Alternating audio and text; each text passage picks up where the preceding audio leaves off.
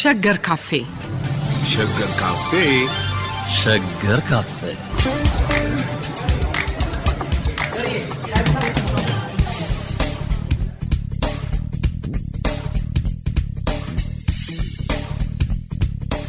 ጤና ይስጥልን አድማጮቻችን። በሸገር ካፌ በአብዱ ወንበር ላይ እንገኛለን። አብዱ እንዴት ሰነበትክ? እንደምን ሰምተሻል?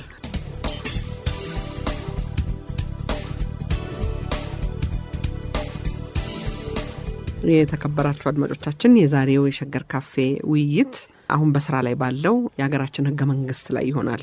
አብዱ አንተ ሂደቱን በቅርብ ርቀት ተከታተለው ነበር። የኮሚሽኑ አባል ስላልነበርክ ነው ነበር? እኔም ለሱስ አልቃል ገባ ነበር። የኮሚሽኑ አባል ስላልነበርክ ነው። ምንድነው በቅርብ ርቀት ማለት?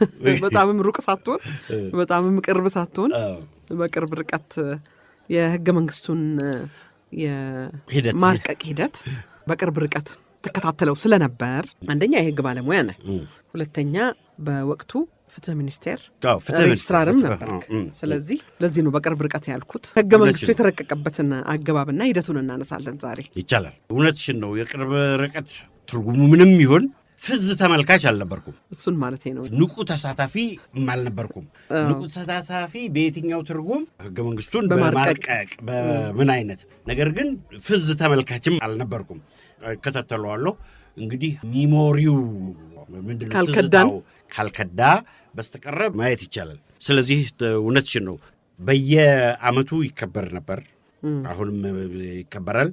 ከ88 ጀምሮ አሁን የጉባኤ አዳራሽ የሚባለው ቦታ ህገ መንግስት ጉባኤ የተሰበሰበበት ቦታ ኮንቬንሽን ሴንተር የተባለው ከዛ ጀምሮ የህገ መንግስት ቀን እየተባለ ይከበር ነበር እና አንደኛውን አመት አከበርን። እዛም እርግጥ ተገኝቼ ነበረ። የመንግስት ሰራተኛ በመሆኔ ጠቅላይ ፍርድ ቤት ምሰራ የነበረ በመሆኔ ፕሬዚደንቱ ናቸው የሚመጡት የክብር እንግዳ ሆነው እና 1 2 3 ካልተሳሳትኩ 4 ዓመትም እያለ አራተኛው የህገ መንግስት ቀን እየተባለ ይከበር ነበር። ህዳር 29 ህገ መንግስቱ የጸደቀበት ቀን 4ኛ 5ኛ ድረስ አላቅም። ከዛ በኋላ የኢትዮ ኤርትራ ጦርነት መጣ። በዛ ምክንያት ከዛም በኋላ ደግሞ የመከፋፈሉ ጉዳይ መጣ። በዚህ ምክንያት 1 2 ጊዜ ተደናቅፎበታል ይመስለኛል። ከዛ በኋላ በአዲስ መልክ ስራ ጀምሬያለሁ ብሎ ማክበር የጀመረው የኢትዮጵያን ህገ መንግስት የጸደቀበትን ቀን የብሔር ብሔረሰቦች ቀን ተብሎ ነው።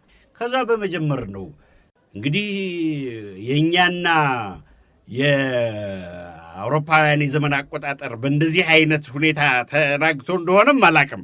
የተናጋበት ምክንያት ማለት እኛ የ8 ዓመት ልዩነት አለ። ብቻ እንደዚህ አንዳንድ የታሪክ አጋጣሚዎች እንደዚህ ያናጋሉ። ለማንኛውም እና ተከታተያለሁ።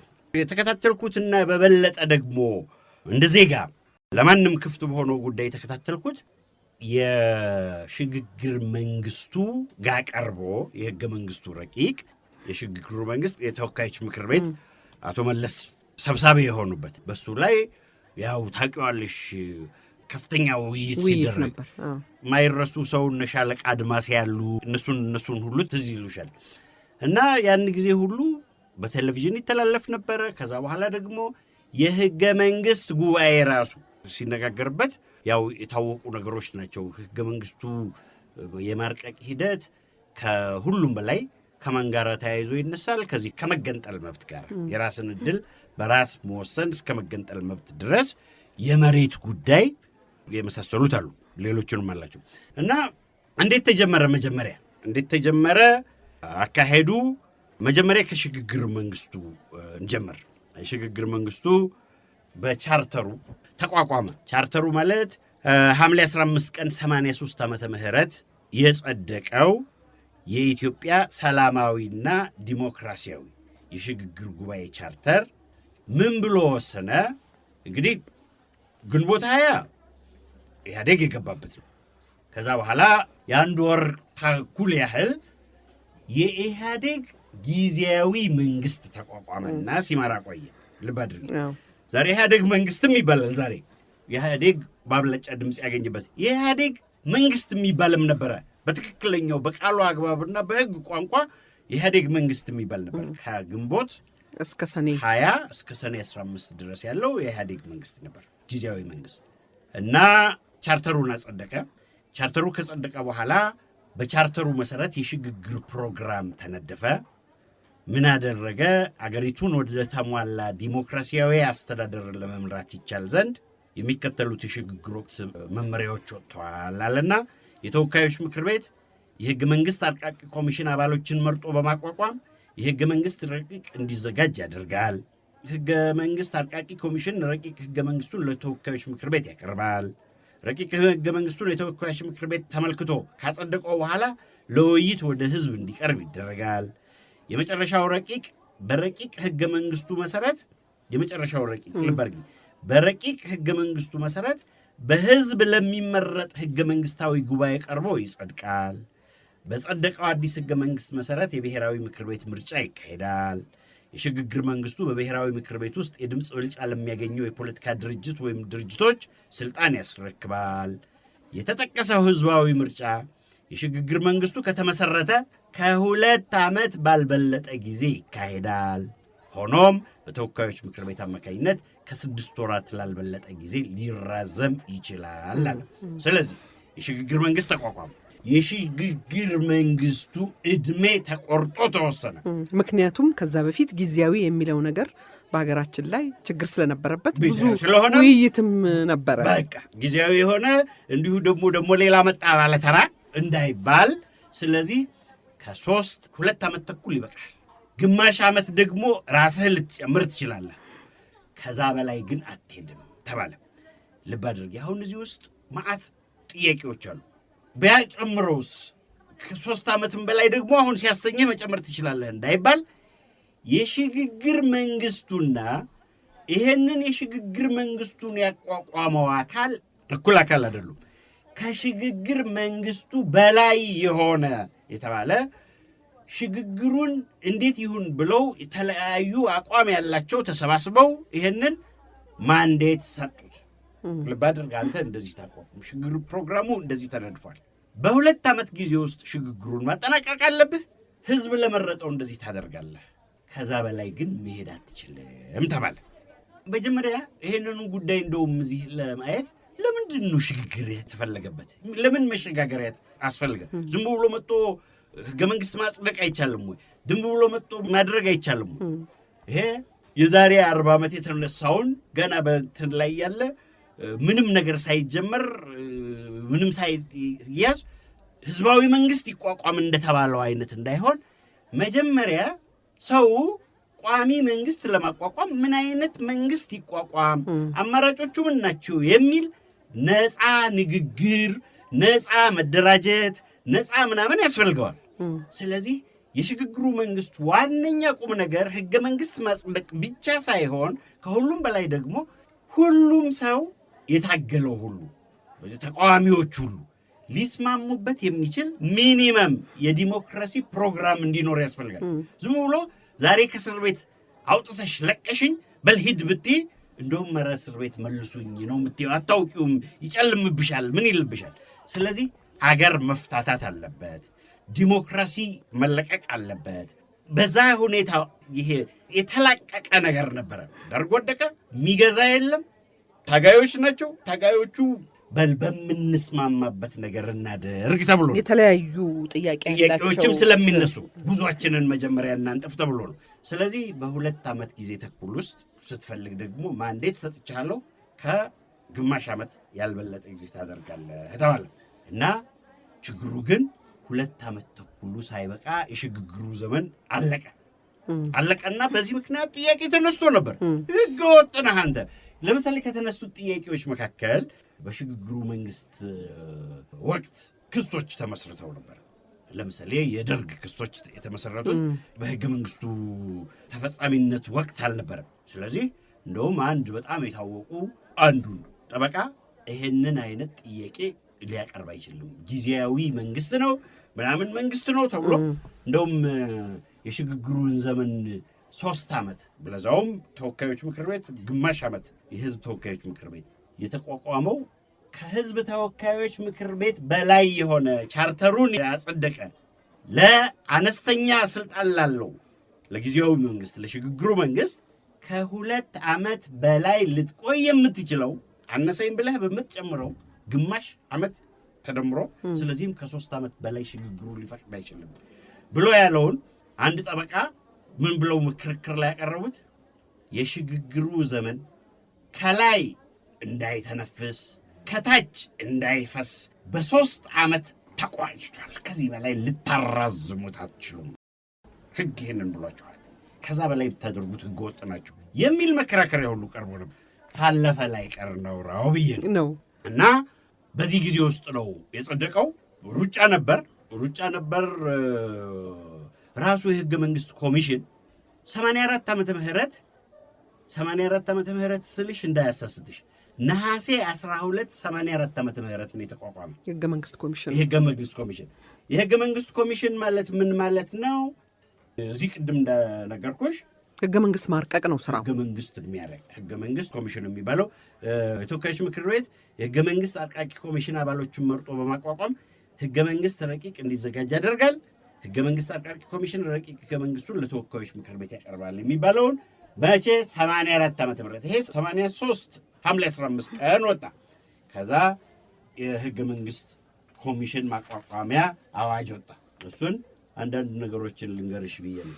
ይሄ ኮሚሽን ከመስሪያ ቤቱ ይልቅ የኮሚሽኑን ሊቀመንበር የበለጠ እናቃቸዋለን፣ አቶ ክፍሌ ወዳጆ እና የህገ መንግስቱ ማቋቋሚያ ተቋቋመ።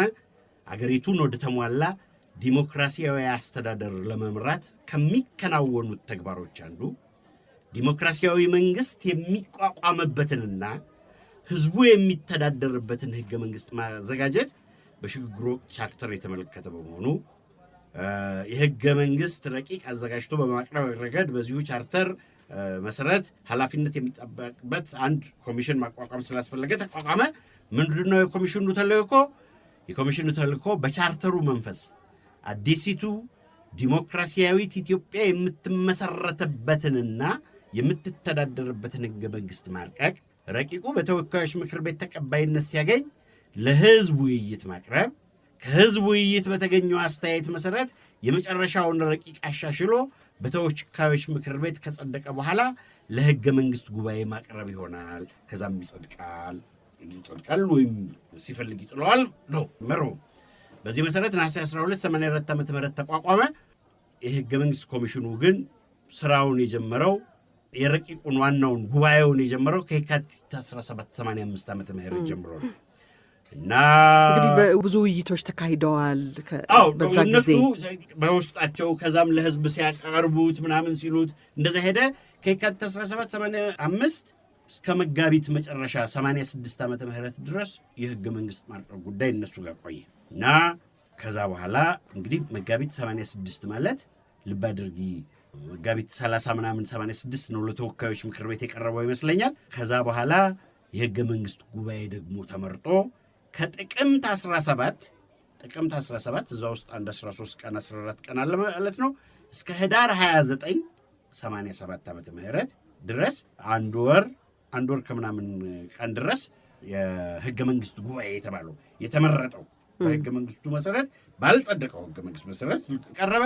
እዛ ውስጥ ነው እነዚህን ውይይቶችን ምኖችን የምናያቸው በቴሌቪዥን ሲተላለፍ ያየነው ይሄንን ነው እና ህዳር 29 ቀን ማለት ህገ መንግስቱ በህገ መንግስት ጉባኤ አማካኝነት የጸደቀበት ቀን ሙሉ በሙሉ ተፈጻሚ የሆነበትና በሱ መሰረት ዲሞክራሲያዊ ህገ መንግስት አጸደቀናል። በዲሞክራሲያዊ ህገ መንግስቱ መሰረት ደግሞ ህገ መንግስታዊ ዲሞክራሲ አቋቋመናል። በዚህ መሰረት ስራው ሙሉ በሙሉ የጀመረው ነሐሴ 17 1987 ዓመተ ምህረት ነው ህገ መንግስቱ ስራ ላይ የጀመረው። ስለዚህ ከህገ መንግስቱ ታላላቅ ጉዳዮች መካከል ህገ መንግስቱንም ባረቀቀው በተለይም በኢህአዴግ መሰረት ዋናው ትልቁ ጉዳይ ህገ መንግስታዊ ስርዓት የሚባለውና ብዙም የሚተችበት የብሔር ብሔረሰቦች መብት የሚባለው ነው እና ይሄንን ይመስል ነበር አካሄዱ። ታይም ላይኑ እንደዚህ ቀጠሮዎቹን ስናያቸው ይሄንን ይመስላል። እንግዲህ አከራካሪ የነበሩ ነጥቦች አሉ በውይይቱ ወቅትና ከነዛ አንዱ ቅድም ያነሳው የብሔር ብሔረሰቦች መብት እስከ መገንጠል የሚለው ነው። ከዛ እንግዲህ በመለስ ደግሞ ሌሎች ጉዳዮች ነበሩ እንደዚሁ በጣም ብዙ የሚያከራክሩ የመሬት ጉዳይ አለ። የመጀመሪያው ከራሱ ከህገ መንግስቱ እንነሳ። አሁን ምንድነው ህገ መንግስት? አሁን እውነት ነው ወይ ይሄ ህገ መንግስት ጥሩ ነው ወይ ጥሩ አይደለም ወይ የሚልም ነገር አለ። ሁሉም መጥቶ እንደዚህ ነው የሚያደርገው። ደርግም እንደዛ ብሏል። በንጉሱ ዘመንም ህገ መንግስት ነበረ ምናምን የሚባሉ ነገሮች አሉ። እሱን አንደኛ ጥረተን መሄድ አለብን። ይሄ የ1987 ዓመተ ምህረት ህገ መንግስት ነው። ከዛ በፊት የ80 ዓመተ ምህረት ህገ መንግስት ነበረ። ከዛ በፊት የ48 ዓመተ ምህረት ህገ መንግስት ነበረ። ከዚያ በፊት የ1923 ህገ መንግስት ነበረ። የ1923 ህገ መንግስት የጃፓን አይነት ነገር ነው። ጃፓንን በጣም እንወዳት ነበር። ጥረቷን፣ ትጋቷን ጃፓን እንደምን ሰለጠነች ብለው ያደረጉት እና እውነትም ትልቅ ምሳሌ ነች እና ህገ መንግስታቸውን ቀድተናል። በህገ መንግስቱ መሰረት የመጀመሪያው የተጻፈ ህገ መንግስት ቢሆንም እሱ ያገለገለው ቀዳማዊ ኃይለ ሥላሴ ተቀናቃኞቻቸውን አሸንፈው በተለይም ደግሞ ያሱን አግልለው በአገሪቷ ውስጥ በገዢው መደቦች መካከል ያለውን ትግል መቋጫ ለማበጀት ነው የ23ቱ እና በኢትዮጵያ ህገ መንግስት ታሪክ ውስጥ በተለይ ከኤርትራ መመለስ በኋላ የጸደቁት ህገ መንግስቶች መብትን በመደርደር ህጋዊ ስርዓትን በወረቀት ላይ በማስፈር በመዘርዘር በመሰደር አኳያ ብዙ የሚነቀፍ ነገር አልነበረባቸው። ከኤርትራ መመለስ በኋላ ያለው ነው ማለት ሁሉ ህገ መንግስቶች በተግባር ያልዋሉበት አጻጻፋቸው ስለማይመች የሚረዳቸው ሰው በመጥፋቱ ወይም ከውስጣቸው የጎደለ ነገር ስለነበር አይደለም። መፈጸም የሚያስችል የበቀሉበት መሬት የራሳቸው ስላልነበረ ስርዓቱ ነው። አዎ። እና በተለይ ከኤርትራ ወደዚህ መምጣት በኋላ ያልንበት ምክንያት ምንድነው? ኤርትራ የኢትዮጵያ አካል በፌዴሬሽን እንድትዋሃድ ሲደረግ የተባበሩት መንግስታት ድርጅት እጅ ነበረበት ማለት ውሳኔውን የሰጠ ለምን ከጦርነቱ በኋላ ሁለተኛ የዓለም ጦርነት ካበቃ በኋላ በቅኝ ግዛት የነበሩ ኤርትራንም ጨምሮ ቦታዎች የት ይሁኑ የሚለውን ጥያቄና ትግሉንም ወደ ኢትዮጵያ እንድትጨመር በፌዴሬሽን ያደረገው የተባበሩት መንግስታት ድርጅት በመሆኑ የተባበሩት መንግስታት ድርጅት ውሳኔ ስለሆነ ወደ ኢትዮጵያ እንድትመጣ ያደረጋት በሱ መሰረት የተባበሩት መንግስታት ድርጅት የተጫወተው ሚና ዩኒቨርሳል ዲክላሬሽን ኦፍ ሂውማን ራይትስ የጸደቀበትን 60 ምናምንኛው ዓመት የምናከብረው የሰብአዊ መብቶች ድንጋጌዎች ምናምኖች የኤርትራ ኮንስቲትዩሽን ውስጥ ፌዴራል አክት የሚባለው ኢትዮጵያንና ኤርትራን በፌዴሬሽን ያዋሃደው ውስጥ በጠቅላላ ግልባጮች ነበሩ። ዩኒቨርሳል ዲክላሬሽን ኦፍ ሂውማን ራይትስ የምንለው ቻርተሩ 1883 ዓመተ ምህረት ቻርተር በተባበሩት መንግስታት ጠቅላላ ጉባኤ በዲሴምበር 10 ቀን 1948 ዓመተ ምህረት የጸደቀውንና የታወጀውን ቁጥር 217 A3 ውሳኔ መሰረት በማድረግ የግለሰብ ሰብአዊ መብቶች ያለአንዳች ገደብ ሙሉ በሙሉ ተከብረዋል። በተለይም እያንዳንዱ ግለሰብ የእምነት ሐሳብን የመግለጽ የመደራጀት በሰላም የመሰብሰብና የመቃወም ነጻነት አለው። ቻርተሩ ነው የሚለው። የሌሎችን ህጋዊ መብቶች እስካልተጋፋ ድረስ በማናቸውም የፖለቲካ እንቅስቃሴ ወይም ያለአንዳች ገደብ የመሳተፍ የፖለቲካ ፓርቲዎችን የማደራጀት መብት አለው የሚለው በተለይም ከቻርተሩ የተጠቀሰው ይሄ የኤርትራን ህገ መንግስት እና የፌዴራል አክቱን ያዥጎረጎሯቸውና የቀቧቸው እነዚህ ነገሮች ናቸው። ለምሳሌ የፌዴራል አክቱ አካል የሆነውና አሁን ለምሳሌ ኢትዮጵያ መስከረም 1 ቀን 1945 ዓመተ ምህረት የወጣ አንድ የኢትዮጵያ ህግ በተባበሩት መንግስታት በአምስተኛው የስብሰባ ወራት ማለት አምስተኛው ዓመት ላይ ማለት ነው በህዳር 22 ቀን 1943 ዓመተ ምህረት በዋናው ጉባኤ የተባበሩት መንግስታት ድርጅት ስለ ኤርትራ በቁጥር 395 የተሰጠውን ውሳኔ በስብሰባው ላይ የተገኙትና ድምጽ የሰጡት አባሎች በተፈላጊው 2/3 ድምጽ ስለተቀበሉትና መልእክተኞቻችንም በትዕዛዛችን መሰረት ይህንን ውሳኔ የተቀበለው ስለሆነ ማን ነው ይሄንን የሚለው? እኛ ንጉሠ ነገሥቱ የተባለው ውሳኔ ክፍል ሀ ከ1 እስከ 7 ቁጥር 7ኛውን ቁጥር ጭምር እንደሚከተለው የሚነበብ በመሆኑ ኤርትራ በውስጥ አስተዳደር ራሷን የቻለች በፌዴራሲዮን ከኢትዮጵያ ዘውድ በታች የምትተዳደር ሀገር ትሆናለች። ኤርትራ በውስጥ ጉዳዩዋ የህግ ማውጣትና የማስፈጸም የፍርድ አስተዳደርም ስልጣን ይኖራታል። የፌዴራሉ መንግስት ኢትዮጵያ በጦር ኃይል፣ በውጭ ጉዳይ፣ በገንዘብና አስተዳደር፣ በውጭና በአገር ውስጥ ንግድ፣ በግዛቶች መካከልና በውጭ ሀገር መገናኛዎች፣ በባህር በር ጭምር ስልጣን ይኖረዋል። የፌደራሉ መንግስት የፌዴሬሽኑን አንድነት ለመጠበቅ ስልጣን አለው። በዚህ ምክንያት ፌደራሉ መንግስት ለፌደራሉ ስራና አገልግሎት የሚያስፈልገውን ገንዘብ ለማግኘት በመላው ፌደራሲዮኑ ግዛት አንድ አይነት ግብር ለመጣል ወዘተ አለው። ስለዚህ ይህንን ስላጸደቅን ብለው ይህንን አዋጅ አወጡ። ከዛ ቀጥሎ ይህ እንግዲህ የህገ መንግስት ማሻሻያ መሆኑ ነው። ልክ ነሽ። በቀጥታ ህገ መንግስቱን አሻሽያለሁ አላለም። በተዘዋዋሪ መንገድ በግልጽ ሳይነገር ግን ህገ መንግስቱ ተሻሉ። ህግ በማውጣት እንደዚህ ታደርጋለች። ስለዚህ የፌደራሉ መንግስትና ኤርትራም በኤርትራ ለሚኖሩ ሰዎች ሁሉ በዘር፣ በጾታ፣ በቋንቋ፣ በሃይማኖት ምክንያት ልዩነት ሳይደረግባቸው የሰውን ልጅ መብትና መሰረታዊ የሆነውን ነጻነት ከዚህ በታች የሚከተለውን ጭብር ያረጋግጡላቸዋል። አንድ በህግ ፊት ትክክልነት። ልብ አድርጊ። ቋንቋ ሁሉም ሰው በህግ ፊት እኩል ነው ነው ብሎ በህግ ፊት ትክክልነት። አሁን በኤርትራ በኢንዱስትሪ፣ በንግድ፣ በእርሻ፣ በተግባረ ዕድ፣ በትምህርትና በበጎ አድራጎት የሚገኙ የውጭ ሀገር ስራዎች ወይም በባንክና በኢንሹራንስ ኩባንያዎች ላይ ቢሆን ልዩነት አይደረግባቸው።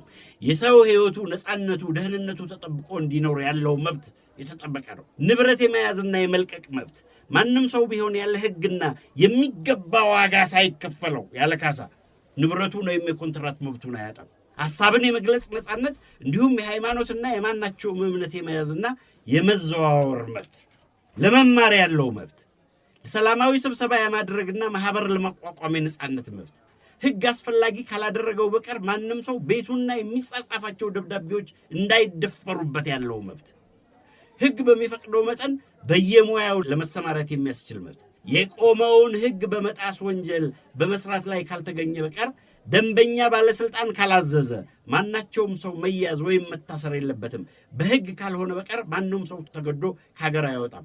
ሐቀኛና ትክክለኛ ዳኝነት የማግኘት መብት ወዘተ የሚሉት በሙሉ ከዩኒቨርሳል ዲክላሬሽን ኦፍ ሂውማን ራይትስ ተገልብጠው በሚያምር ቋንቋ በአማርኛ ተተርጉመው የኤርትራ ህግ ሆኑ በ1943 ዓመት።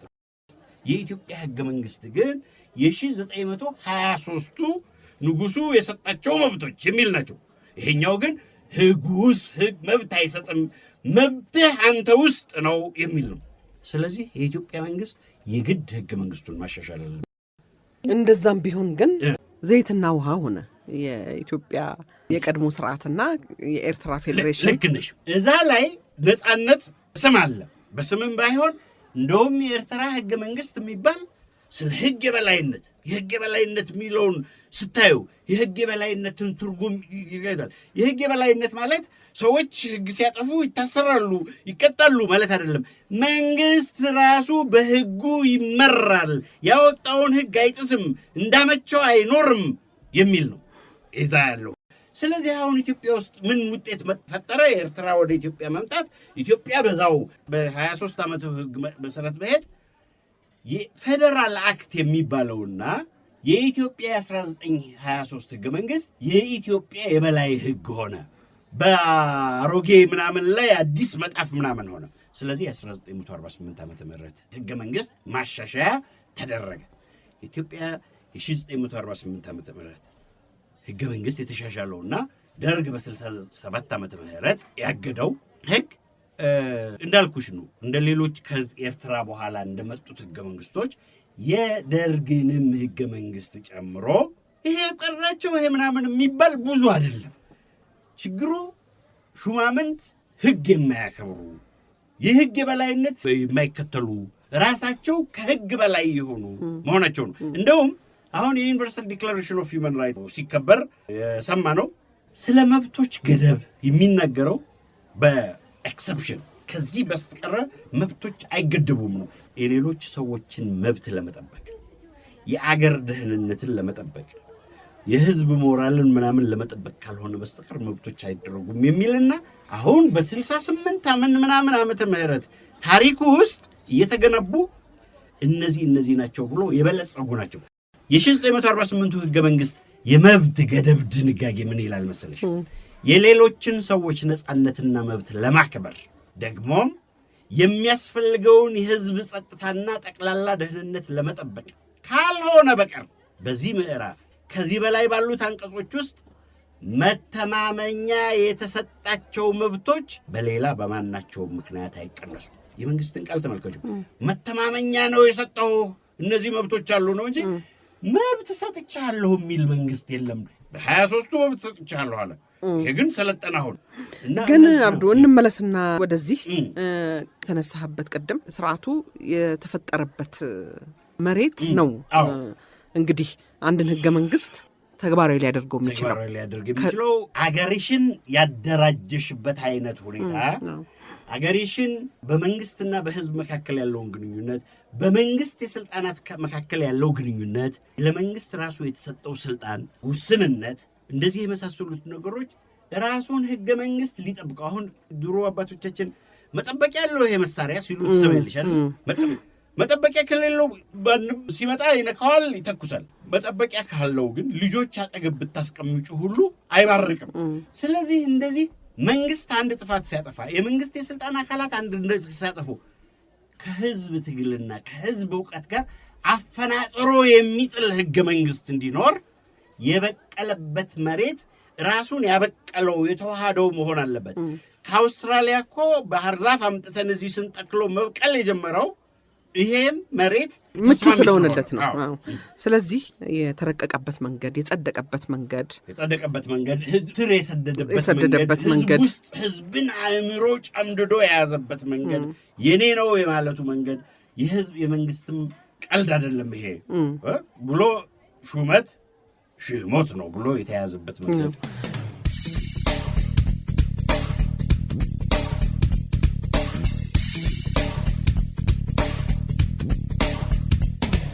እንግዲህ እነኚህ ቀደም እንዳነሳው ይሄኛውን ህገ መንግስት ከሌሎቹ ደግሞ ለየት የሚያደርጉት አንደኛው የዚህ የብሔር ብሔረሰቦች መብት የሚለው ነው ለሌላው እንግዲህ አከራካሪ ከነበሩት ውስጥ አንደኛው እሱ ነው ለምን ተከራከሩ ሰዎች በትምህርት ቤትም የሚገኝ መብት አልነበረም የሚታወቅ መብት አልነበረም በየትም አይነት ሀገር ያቺውም በትምህርት ቤት የተገኘች ስታሊን የሚታወቅባት የብሔር ብሔረሰብ እስከ መገንጠል መብት የሚባለው ጉዳይ በጥሩ ጊዜ የተማርነው አይደለም ማለት ዘና ብለን በጊዜ ወስደን ሳይሆን በደርግ በመከራ የተማርነው ምናምን አይነት ነገር ነው ስለዚህ እሱ ቀልድ ሆኖ አይደለም የራስን ማንነት የማወቅ የብሔር ልብ አድርጌ አሁን ከታላቅ ይቅርታ ጋራ ብሔር ብሔረሰብ እያልን ነው የምንናገረው ደርግ ብልጥ ነበር የብሔረሰቦች መብት ነው ያለ ብሔር የለም ነው ያለ ለምን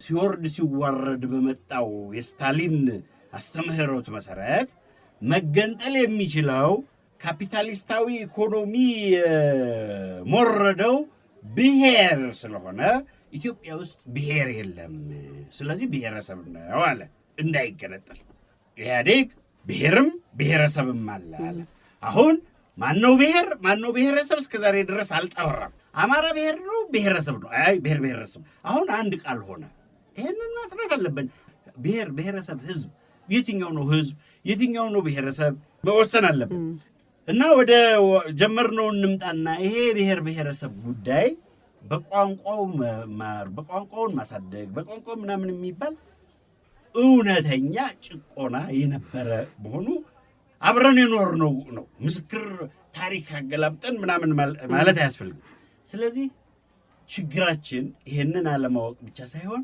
ሌሎች ዲሞክራት ነን የሚሉና በትግሉ ውስጥ ብዙ ጊዜ ሄዱ የግለሰብ መብት ብቻ ነው ዲሞክራሲ የሚያመጣ በኢህአዴግም በኩል ደግሞ የብሔር ብሔረሰቦች ሁሉም መሰረት ነው ማለቱ ሁለቱም አንድ አይና ናቸው ሁለቱንም የያዘ ዲሞክራሲ መመስረት አይቻልም ወይ ነው ጥያቄው ሁለቱም በራስ ቋንቋ በራስ የማለት ነገር የሚካድና የለም ዝም ብሎ ነው በዛኛው ብቻ ገላገለዋለሁ የሚል አይደለም ሁለቱንም አንድ አይናዎች ሙሉ አይናማ የሚያደርግ ዲሞክራሲያዊ ስርዓት መመስረት ይቻላል ሌላው ሲያከራክር የነበረው የመሬት መሸጥ መለወጥ ጉዳይ ነበር የመሬት ነው እውነትሽ ነው እሱ ትልቅ አብዮታዊ ነገር አሁን መጥቶ አይደለም በ87 በ86 ምናምን አካባቢ ምክንያቱም የፈለገውን ነገር ደርግ ሰው በላ ስርዓት ቢሆንም እንደምንም ብሎ በስልጣን በያዘ በ6 ወር 7 ወር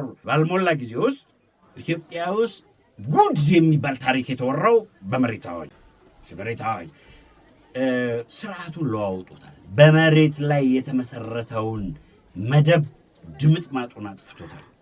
በገጠር መሬት በመሬት በከተማ ቦታም ደግሞ እንደዚሁ የከተማ ቦታን ቀይሮታል።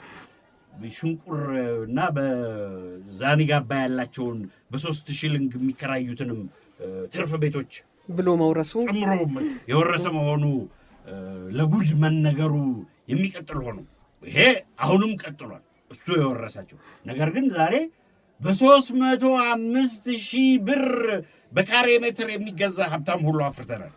ጤናማ አይደለም። ይሄኛው ደርግ በ1967 ዓመተ ምህረት መሬት የህዝብ ነው ብሎ ወስኖታል። ስለዚህ እሱን በህገ መንግስት ላይም አሁን በስራ ላይ ያለው ህግ አዋጅ ቁጥር 41 እና 30 ምናምን በደርግ ጊዜ የወጡ ናቸው መሬትን የወረሱት። ኦኬ የኢትዮጵያ መንግስትም የሚጠቅሰው እነሱ ነው። መሻሻል ተደርጎባቸዋል። አዎ ህገ መንግስታዊ ያደረገውም ደግሞ በደርግ ጊዜ ነው። አሁንም የመሬት ባንቀጽ 40 ላይ የህዝብ ሀብት ነው ይላል። እንግዲህ በዛን ጊዜ የነበረው ክርክር አንደኛው የገጠር መሬትን በሚመለከት ሳይሆን የከተማ መሬት ከዚህ ከምንከተለው የማርኬት ኢኮኖሚ ፖሊሲ ጋራ ሁለቱም መሸጥ አለበት የሚል ነው። አዎ ይሄ የመሬት ጉዳይ የሶሻሊስት አይደለም። በሌላዎች ሀገሮች ሶሻሊስታዊ ጠቀስ ቢባልም መሬት ያገሩ ናሽናላይዝ ያደረጉ የጋራ ያደረጉ አገሮች ሶሻሊስት ጠቀስ ብለው ቢጀምሩም በዛም ላይ የኢትዮጵያ የመሬት ስሪት መላው ኢትዮጵያ ውስጥ አንድ አይነት አልነበረም፣ የግል አልነበረም። መሬት በሺህ ዓመቱ ለባለቤቱ ይባል ነበር። ሰሜን ኢትዮጵያ ላይ ተመልሰሽ መጥተሽ ታገኘዋለሽ እና የጋራ ንብረት ምናምን ነው። ደቡቡ ነው እንደዛ የነበረው። ይህንን ለባለ ኢትዮጵያን የመሬት ስሪት ለሚያጸኑ ተወው ይሻላል። ለማንኛውም ሶሻሊስታዊ አይደለም። ትልቁ ችግር በኢህአዴግ ጊዜ የመጣውና ያን ጊዜ ክርክር ውስጥ ያልነበረው የሊዝ ጉዳይ ነው። እሱ ሌላ ጊዜ እንመለስበታለን። ሌላው ከዚሁ ጋራ በህገ መንግስቱ ላይ ውይይት በተካሄደበት ጊዜ ከተነሱት ጉዳዮች አንዱ ብሔራዊ ውትድርና ትዝ ይለኛል። አብዱ ያስፈልጋል አያስፈልግም? አቶ ክፍሌ ወዳጆ አስታውሳለሁ እንደ ስዊስ አይነት አገሮች ሳይቀሩ ብሔራዊ ውትድርና አላቸው። ወጣቱ ማሰልጠን ነው በአንድ ስኪል እንዲህ የሚል ክርክር ነበረ። አዎ ለነገሩ በብሔራዊ ግዴታ ላይ ምናምን ላይ ሊገባ ይችል ነበረ። ግን ኢህአዴግም ብልጥ ነው። ያን ጊዜ ብሔራዊ ውትድርናና ቀበሌ የሚለውን ነገር ብታመጪ የድሮውን ያስታውሳል። ይሄንን ዛሬ እናቶቻችንና እህቶቻችን ልጆቻችንን ከታክሲ እንዴት አድርገን እንጠብቃቸው እንደሚሉት ብሔራዊ ውትድርና ወንዶችን ነበረ። አንዱ ክርክር ይሄ ነበረ። ክርክር እሱ ነበረ። ለጊዜው ተተቱታል። ምክንያቱም ማንንም የሚያጣላ አይደለም። በማንኛውም ጊዜ ልታመጪ በኃይለ ሥላሴ ጊዜ እኮ ብሔራዊ ውትድርና ነበር።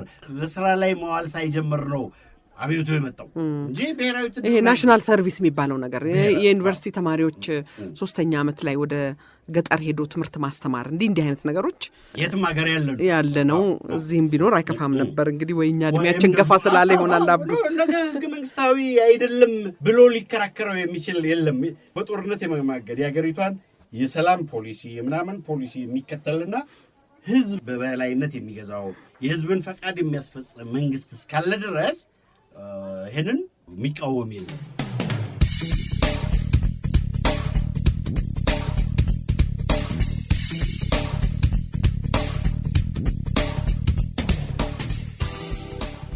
አንድን ህገ መንግስት ህይወት የሚሰጡት ህገ መንግስቱን ደግሞ ከየዕለት ኑሯችን ጋር ግብቡ የሚያደርጉት አንድ አካል የሚያደርጉት እንግዲህ ውይይት ማድረግ፣ ትንታኔ ማድረግ የህግ ምሁራን የሲቪክ ማህበረሰቡ በሚያደርገው ውይይትና ትንታኔ ነው።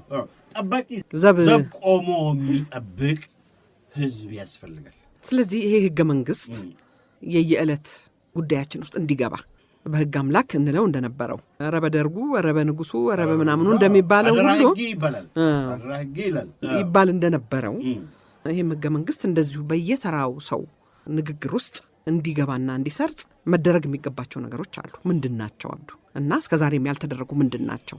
የህገ መንግስቱን ተፈጻሚነት የሚያደናቅፉ አንዳንድ ህጎችስ ወጥተዋል ወይ? እነሱንስ ማን ነው የሚከራከርላቸው? እንግዲህ ስርዓት ህገ መንግስቱ በሚረቀቅበት ጊዜ ዲሞክራሲያዊ ህገ መንግስት ኢትዮጵያ የሚተዳደርበት ማውጣት ስለሚያስፈልግ በወጣው ዲሞክራሲያዊ ህገ መንግስት ደግሞ ህገ መንግስታዊ ዲሞክራሲ መገንባት ስለሚያስፈልግ ሲባል በቃ ረቂቅ ይመስለናል። ነገር ግን ይሄንን መሬት ላይ የወረደ ችካል የያዘ በዚህ መሰረት የተጠላለፈና ወዲህ ቢሄድ የሚከለክል ነገር በእያንዳንዱ ሰው ልብና እያንዳንዱ ሰው ደግሞ በልብ ብቻ ሳይሆን ሄዶ የሚያንኳኳበት የሚከፍትበት የሚዘጋበት ነገር መኖር አለበት። መሬት የወረደ ይሄን ሁሉ መኖር አለበት። አሁን ቅድም እንዳልሽው በህግ አምላክ በምን አምላክ የሚባል ሲወርድ ሲወረድ የመጣ ነው። ታክሲ ውስጥ አሁን ስመጣ እንዳየሁት ከማይረባ ጉልበት ይሻላል ልብ አድርጉልኝ ማለት ይልሻል። ይሄ አሁን የማይረባ ጉልበት ስላለው ነው እንጂ ልብ አድርጉልኝና በህግ አምላክን ሙጥኝ አድርጎ ይዞ አይደለም።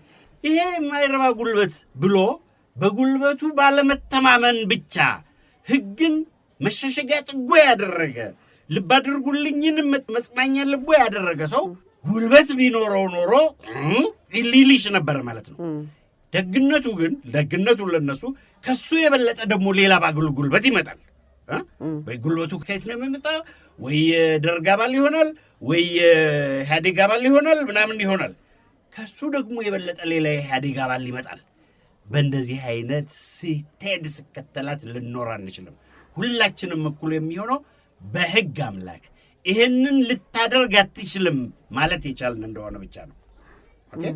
ስለዚህ የህገ መንግስታችንን ለመጠበቅ የምንችለው አንደኛ ህገ መንግስቱን የሚያስከብርና ከህገ መንግስቱ በላይ ነኝ የማይል የመንግስት ባለስልጣንና የመንግስት መዋቅር ሲኖር ነው።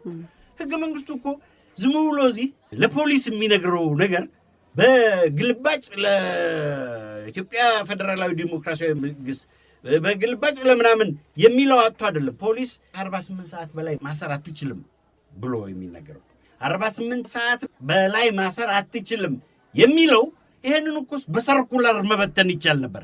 በህገ መንግስት ላይ የተጻፈው እነዚህ መሰረታዊ መብቶች ናቸውና የተከሰሰ ሰው፣ የታሰረ ሰው፣ የተፈረደበት ሰው ምናምን ያለ ሰው እንዲህ አታደርግም የተባለው በዚህ ምክንያት ነው። ስለዚህ ሰዎች የሽግግር መንግስት ቻርተሩ ላይ ከሁሉም በፊት የጻፈውና እንደ መብት አድርጎ የቆጠረው የእምነት ሐሳብን የመግለጽ የመደራጀት በሰላም የመሰብሰብና የመቃወም ነጻነት አለው ይልሻል። ዛሬ እኮ የመቃወም ነጻነት አለኝ ብትይ ተቃዋሚ ነህ እንደ ይባላል። ተመልከቺ፣ ዛሬ ያስደነግጠዋል አንዳንድ የመንግስት ባለስልጣናትን። ዛሬ የመቃወም ነጻነት አለው የሚለው የቻርተሩ ቀን ያስደነግጣቸዋል። አብዱ እንግዲህ እዚህ ላይ እንደው ፍቀድልኝና ልግባና ህገ መንግስቱ አንድ ህገ መንግስት በጸደቀበት ወቅት ወይንም ውይይት በተካሄደበት ወቅት ይሄ ለሀገራችን ያስፈልጋል በተባለበት ወቅት የነበሩት ሰዎች ስሜት ሁሉ ጊዜም አይቆይም አይደል እንዴ አብዱ? የሀገሪቱ ሁኔታም የዛሬ 23 ዓመት ይሄን ፈቅዷል። ይሄ ግዴታችን ነበር፣ እዚህ ውስጥ መግባት ግዴታችን ነበር። ያ ስሜት ግን የዛሬ 50 ዓመትም በዛው ስሜት መሄድ አንችልም። ህገ መንግስቱ ግን ከዛ በላይም መቆየት አለበት። ለምንድን ነው እሱ የአሜሪካን እንትኖች ላይ የኛ ቅድመ አያቶቻችን ወይንም our founding fathers ሲሉ ብዙ ጊዜ ያነሱታል። ያንን ስሜት ወደዚህ ይዞ ለመጓዝ የሚያስችሉት ነገሮችስ ምንድን ናቸው? የእውነት ፍቅሩ አብሮ ይበርዳል። የእውነት ፍቅሩ እና ምንድን ነው መሰለሽ አሁን እኔና አንቺ ቁጭ ብለን ምንም ሚናችን ሳይለይ ነገ የምንሰራው ነገር ምናችን ሳይለይ አንቺ አሰሪ ትሆኛለሽ፣ እኔ ሰራተኛ ሆናለሁ የሚለውን ሚና ሳንከፋፈል ይሄንን ሳንደላደል አንቺ ባለስልጣን ትሆኛለሽ፣ አሰሪ ትሆኛለሽ፣ እኔ ሰራተኛ ሆናለሁ ሳይለይ ስለ ሰራተኛና አሰሪ ከልባችን ልንደራደር እንችላለን።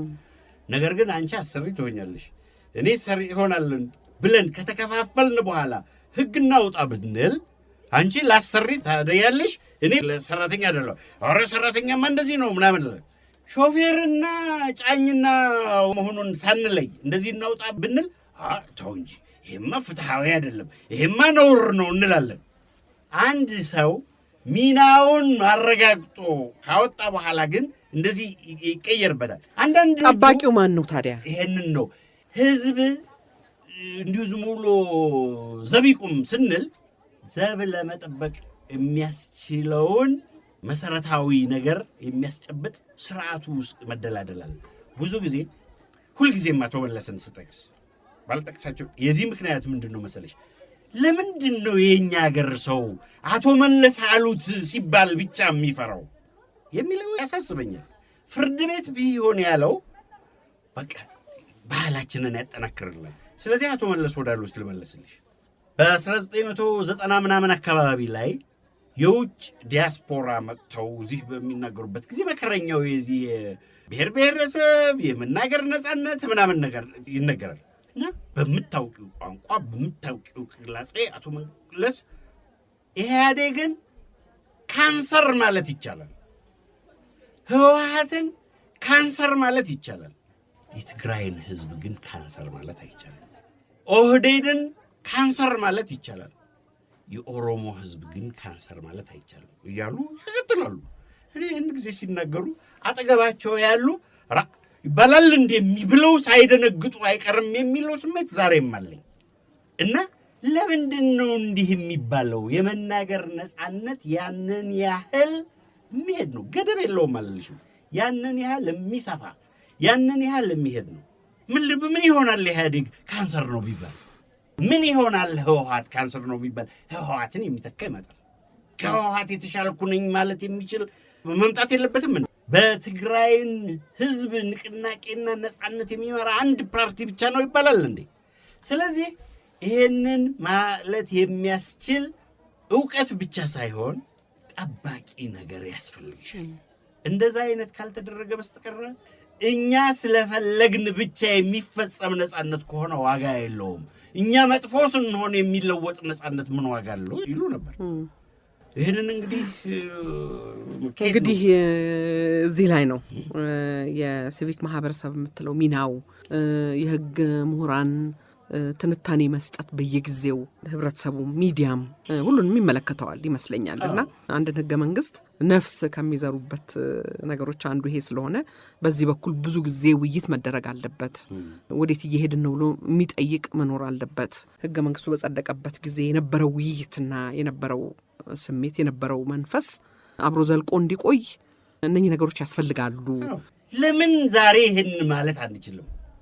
ምን የሚፈራው ነገር ነበረ ወይ ታያለሽ? አይደለም፣ ፍላጎቱ ነበር፣ ጄንዊን የሆኑ ፍላጎቱ ነበር። ለማንኛውም እንግዲህ ዛሬ ይሄንን አነሳን። የህገ መንግስት ቀን ማክበር ብቻ ሳይሆን ህገ መንግስቱን ተግባራዊ ማድረግ ራሱን ማክበር ማስከበር ራሱ በጣም አስፈላጊ ነው ለማለት ነው። የዛሬውን በዚሁ እናበቃለን። አድማጮቻችን ከኛ ጋር ስለነበራችሁ በጣም እናመሰግናለን። አብዱን ደግሞ እኔ አመሰግነዋለሁ። እግዚአብሔር ይስጥልኝ። እኔ አመሰግናለሁ።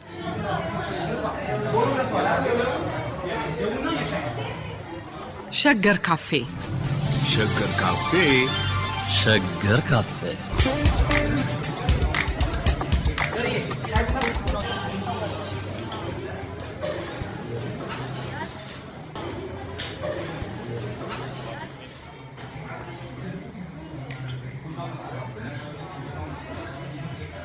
Shaykh Nasr,